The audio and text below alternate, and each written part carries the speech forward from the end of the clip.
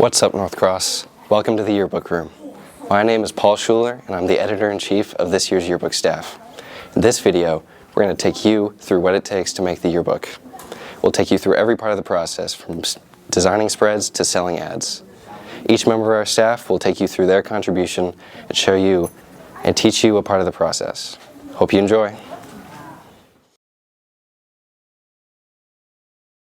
The process for creating the yearbook actually begins before the school year even begins. Indira, Mrs. Sled, and I met in July and August to discuss theme. It was important for all of us to get on the same page and hit the ground running once classes started. After several brainstorming sessions, we came up with our theme, Worlds Collide. Another important element to decide before the year began was the book's format. Last year, we made a chronological book. That is, all events covered were in chronological order from the beginning of the year to the end. This year, we switched to thematic, which means events covered are placed in the book where they are based on how they relate to our theme. For our book this year, that meant that each section was a world. We ended up with 6 worlds: academics, arts, athletics, global, STEM, and spirit. After we had all of this set, we started to fill in our ladder for the year. A yearbook ladder is where every single page of the book is organized and planned out. We keep both a paper copy of the ladder in the yearbook room and a digital copy of the ladder in Google Sheets so that we can reference it anywhere and easily to make changes. One of the first things we do during the year is design the cover of the book. Sometimes we create our own cover art, like in The Places We Go and Deja Vu, but this year we worked with a Jostens designer during the fall to create the imagery. After a lot of back and forth and testing various things, we decided to put a rainbow holographic overlay on top. It was really scary because we didn't know what it would look like on top of our Galaxy cover, so we had to put a lot of trust into Joe, our Jostens rep. We didn't even get a mock-up of the cover with the holo on top until March, so we were in suspense for a long time. While we were designing the cover, we also worked on the in-sheets. In-sheets are the pieces of paper on the inside of the front and back cover. It's usually where everyone signs each other's books, so we have to be careful that we don't put any designs that are too dark there, or it would be impossible to see the signatures. This year, we decided to do a collage pattern of our travel-themed stamps that I created. When creating our worlds and sections of the book, Paul and I picked out the color of each world over the summer, and I designed and drew stamp logos to represent each world, which, as I said, you can find on the in-sheets where you sign the book, as well as on the folio, where the page number is. We also put each color on the side of the book, so that you can see which section is which when quickly flipping through the book. Another place we lean heavily into the theme is the dividers in the book. Yearbook dividers are usually spread that divide each section of the book.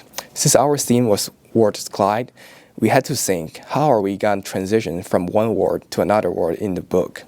We decided to bring division into reality using full sprite-size pictures to be the interrupters between each word section. From the spirit section to STEM, to art, to athletic, to academic, to global, then to the reference section. The hardest part of this is not to take the pictures. It's the brainstorming part, when we had to come up with ideas of how to set up each pictures to ensure it makes sense for everyone and the transitions. For example, Walker Real is a player on the football team, but he also plays trombone for the band. So we came up with an idea of how to show that visually.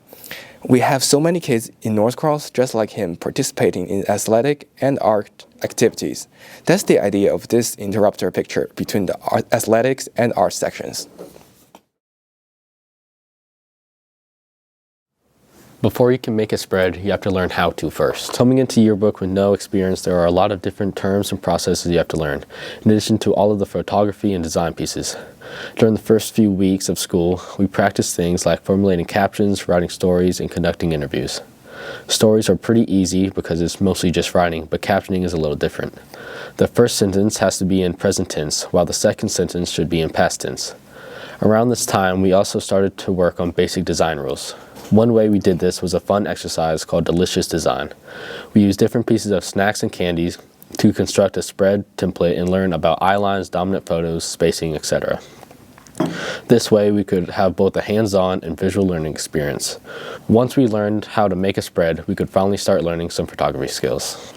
Before we took picture for the yearbook spread, Blake and Ethan taught us all about the cameras we have and how to use them. We have 6 DSLR cameras and lots of different lenses available to use whenever we need them. Blake and Ethan showed us all the different parts of the camera and extra things we need to use it. They also explained how the camera works, like what all the buttons do and how to make it good pictures. Most importantly, they taught us how to put the accessories to the camera together before we use it and how to take it apart when we're done. They made us sure to remind us to charge all the extra stuff like the batteries. After that, we were ready to start taking our first official yearbook photos. The first part of creating a spread is planning. If you jump into designing it too quickly, you might have to change things later on, which can make more work for yourself. When creating a spread, you first have to have an idea of what the spread is going to be about. Checking the latter can help you know what you need to cover on the spread. You want to make sure that you have plenty of coverage and things are on your spread, including a main story and lots of interviews, photos, captions, text, sidebars, and etc. Adding interviews and Q&As can add a lot of fun to the spread. It's important to add lots of photos and fill up the spread so you have lots of coverage. It can help to sketch out your spread first before creating it in InDesign. It is also important to sketch out what you're going to cover and what questions you may ask if you're interviewing. Some spreads, like athletics spreads and grade level spreads, have templates that are made by editors for us to use. These can be a bit easier because you just have to fill in photos and text and you're all set. One of the most important parts of the yearbook is the pictures. After you have a plan for your spread, you have to make sure you have pictures to put on it. Sometimes Miss Led or Blake or Easton will take photos at events, and then the pictures will already be in Yearbook Avenue, ready to use. But sometimes you have to grab a camera and go out and take pictures yourself. For example, sometimes I go to lower or middle school to take pictures for specific spreads. It is important to try to get pictures of everyone on campus so that everyone is represented in the book. Interviewing and story writing are another very important part of the yearbook process. As a writer, it is important to understand the story you are writing about, and the interviewing process is like a part of your research. Capturing a first-hand account provides the reader with a detailed story. After conducting your interviews, the next step in the process is to outline the story you will be writing about. Come up with a fun title and decide how you want your story to flow. I like to start with an introduction so that the reader understands the basics of the story. Then move into more specific details gathered from the interviews. Once you have the photos, the text, and a good plan, it's time to start designing. When I get a new spread assignment and it's time to design the actual spread, I first like to organize placeholder pictures and text before actually placing in photos and copy. I do it like this because usually I am constantly changing around the design as I like to do a different style or look for each spread that I do. And I don't want pictures or text on yet if a format is temporary. For a lot of spreads, different events are compiled into one layout, so it can take a lot of work to make a layout that is easy to understand and still includes everything we want to include. Then I spend a lot of time, even outside of school, placing in what I have. When everything is placed, which it can take a couple weeks, I edit it myself before it gets turned into editors. After I edit, I add in any color design to take the spread up a notch. Now, it's time to hand it off to Blake or Eason. Part of our job as yearbook editors is taking pictures. We are oftentimes at events taking the pictures that we need for the yearbook, if the staffers request them. After somebody finishes a spread, Eason or I receive the spread and get to review it. We get to look at the photo quality and make sure there's captions and things of that nature. We also get to look at the quality of the picture, if it's blurry, if it's too dark, if it's too light. We fix those errors, or we replace the picture altogether. We also look to see if there's a dominant photo on the spread. If there's a dominant photo, that means that it's going to draw the viewer's attention to that part of the spread. The other big part of photography is the editing. Most of the time, you can make sure the picture is perfect when you capture it. Good editing will make bad pictures look better and make good pictures look amazing. When we want to edit a picture, we will input into Adobe Photoshop or Lightroom, adjust its brightness, color, and detail to a good level. Then we save it and upload to the image library in the system so the crew can use it when they need it. Once I've received a spread from Blake or Eason, I like to open it up in Yearbook Avenue. I first like to start by checking to make sure each section that needs text has it there. Next, I go over every text box and make sure that the font and font sizes are correct. This can be difficult depending on what the text is. For example, the body text, which is what tells the story, is 10-point font size, and captions that are underneath the picture are 8-point font. After I make sure everything looks appropriate, I read through all the writing to make sure that the grammar is correct. I would like to make a special thank you to Grammarly, as it has saved my life more times than I can count. After I finish editing, I hand the spread over to Indira Weed. Once the spread reaches us, it is more or less finished. Our job is to polish it up and make sure it's ready to turn in. That can mean adding photo or writing credit to rearranging elements depending on the spread. Often, photos have to be replaced, alignment needs to be fixed, or stars need to be added. Once the spread gets by both of us, we send it to Ms. Sled to turn in. Next, we move on to proofing pages and making any necessary changes we may have missed during our first round in the editing process. The first time we turn a spread in, it is kind of like a draft. Then our team at Jostens will send us proof pages of our book, and our whole team will each take turns looking at each spread and making any spelling, spacing, or picture corrections necessary. Doing this ensures that we have multiple eyes for these tiny mistakes. Finally, for even more eyes, we will also have seniors and teachers proof their grade and senior pages to ensure no names are misspelled.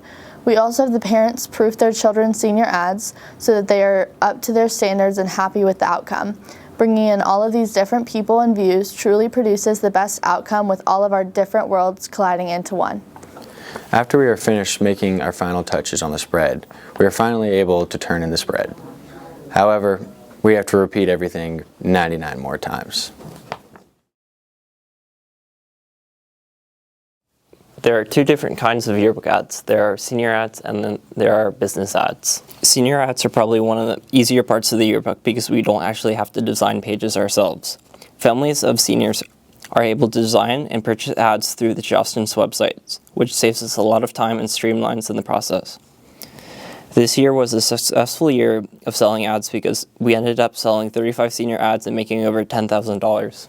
Selling business ads, which are little ads from businesses in the yearbook at the end of the book, allow us to get new cameras, new items that we need to continue the yearbook on. We have some older cameras that need to be replaced. We have to get new tripods. We have to get maybe some gimbals. Other things that are going to help support the yearbook in the future are supported through these business ads. Through yearbook ads, we contact over 100 businesses through a list. We got responses from 19 of those businesses where we had professional interactions through phone and emails. We accumulated a total of $4,000, which completely fulfilled our business ad space in the book, located at the back of the book. After we contacted the businesses and confirmed their interest, we sent personalized invoices for their purchases. Every year the yearbook deadline is around spring break, so unfortunately that means we can't feature a lot of spring activities, such as prom, lower school programs, graduation, the spring musical, and any end-of-the-year events that happen. However, we are able to cover all varsity and middle school spring sports. Printing and proofing the yearbook takes a lot of time, and our team does our best to produce quality work in a timely manner. Coverage means ensuring that everyone in the school is represented by the yearbook. The goal is to have each person in the book 3 times. This year, 83% of people were in it 3 times, which is a big increase compared to about 50% in years beforehand. Throughout making the book, we have to think about who's in it and who we need to cover more. Sometimes we have to take extra pictures to make sure everyone is in it enough. The next step is the distribution of the yearbooks. The yearbook staff has a difficult job of having to hand out every copy of the yearbook. Once we receive the books, we have to organize each book into the correct classes. This process takes a while, but when finished, all the books go into the lower school, go to their teacher. Then the teachers hand the yearbooks out to kids to make the yearbook staff job a little easier. Next up, middle school and upper school get to receive their books at the end of the day.